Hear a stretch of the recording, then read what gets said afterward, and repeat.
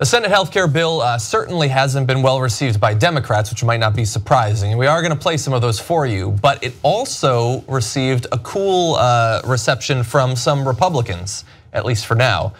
Senators Rand Paul of Kentucky, Ron Johnson of Wisconsin, Ted Cruz of Texas, and Mike Lee of Utah said in a joint statement they're, quote, not ready to vote for this bill.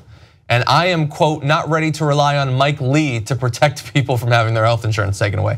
But they also said, currently for a variety of reasons, we are not ready to vote for this bill, but we are open to negotiation and obtaining more information before it is brought to the floor, which I read as open to negotiation and obtaining more of what they want before it's brought to the floor.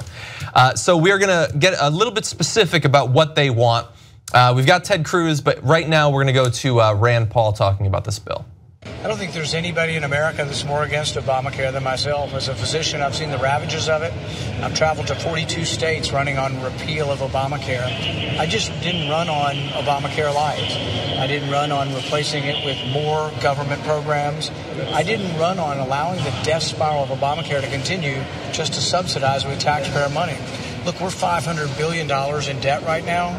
There is no money to keep subsidizing insurance. There is no money to expand Medicaid unless you want to raise taxes. We're actually cutting taxes. Unless you want to raise taxes.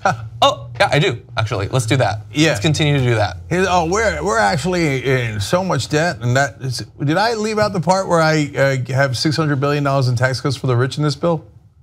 Oh, right, and I want more.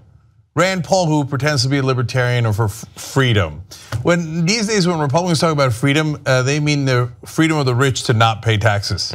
So, hey, look at that, 500 billion deficit, $600 billion in taxes. I do believe that there is a way that you can make that deficit go away. Well, you want to do that? No, don't touch the rich. Don't touch. I traveled 42 states and talked to all the billionaires in those states, and they tell me about the ravages of Obamacare to their pocket. They just want freedom. I honestly think, like we get sold this idea of freedom, but freedom under someone like Rand Paul is you in the woods with a stick surrounded by wolves. That is your freedom. You're free to run or fight, maybe. Maybe you run away, maybe you fight the wolves. But so he wants more. He doesn't think that this goes far enough to repeal the ACA. And so theoretically, to get him on board and to get his vote, they are going to have to go farther, which potentially causes other Republicans to turn against it, at least theoretically. So they just, when I saw the headline that 4 Republican senators had already said they're not going to vote for it, after all this time, I'm still a little bit naive. I thought, oh, here we go, Susan Collins and some of the so-called moderate Republicans. Yeah. No. It's the crazies. No, it was the Republicans who say, this is not vicious enough. We have to kick more people off of Medicaid. We have to kick more people off of health insurance. We have to make sure you get less for your health insurance. This guy, I'm a physician. So is Zawahiri, the man in charge of Al Qaeda now. It doesn't convince me of anything. So they found a physician to bribe, and that guy's name is Rand Paul. And he got bribed by the richest people in America who wanted $600 billion in tax cuts. Yeah. Now this bill makes it, you have to pay more for your health care. It's a fact, okay? And you get less health care, it's a fact. And he says, not good enough. I want you to pay more for your health care, and I want you to get less benefits so that my donors, I mean the people I talked to in 42 states, can get bigger tax cuts. And to him and his donors, that's freedom. Yeah. Well, look, he said, as a physician, I've seen the ravages of Obamacare, which is probably a lie because he's been a senator forever. I don't think he's actually been treating people's like sprained ankles over the past few years. But this will actually help him. Can I just say that's a really funny point? That is like, I went to Alaska and I saw the ravages of Obamacare. I mean, I set 3 shoulders and somebody had cancer. I did a quick chemo on them, and then there's some CPR on some people. No, you're a senator. You went to a lunch. When you came to California, let me guess what you did. Yeah. You went to a fundraiser. Yes. Okay. And by the way, but this will accomplish his goal. He will not have to see those ravages because many of those people will no longer be able to go to his practice to get health insurance. Further, John, you opened a little bit of a can of worms. Physicians see this happening.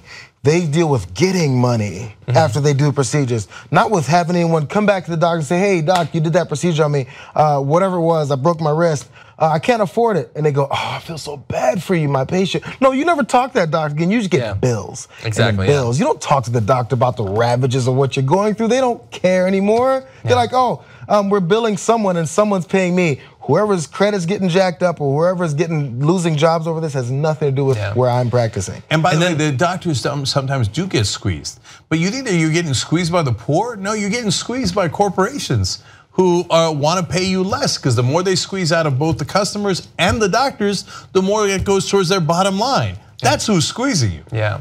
So that was Rand Paul. We also have Ted Cruz. Let's bring up a picture that was tweeted out of apparently some of his demands.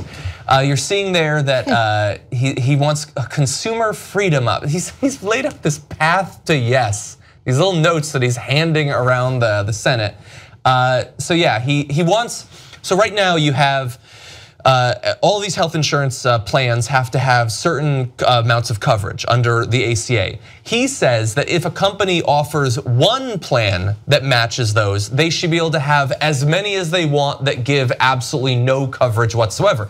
Basically, what we had before there was the ACA, he wants us to return to that. If we could bring that graphic up for one more second, you're gonna see that there's a couple of planks on his path to yes. So, by the way, you also get freedom to get cancer. Yeah, exactly. Real flexibility for Medicaid means even more cuts to Medicaid there. Reach a real agreement to rein in the long-term growth of Medicaid means that there will be no growth of Medicaid. We will chop it off at the knees.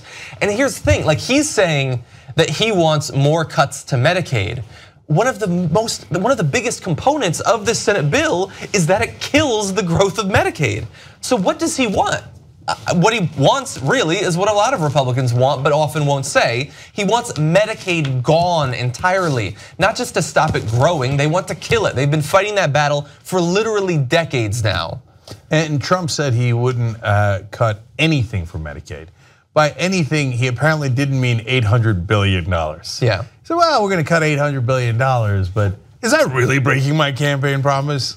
Not to my donors, it's not. I know what you're thinking, Cenk. What do I get if I'm a Young Turks member? Well, I'm glad you asked. Not only do you get the whole 2-hour show on demand anytime you want, ad-free, but you get 6 podcasts on top. What are they? Join up, find out, they're amazing. You're gonna love these shows. TYTnetwork.com/join.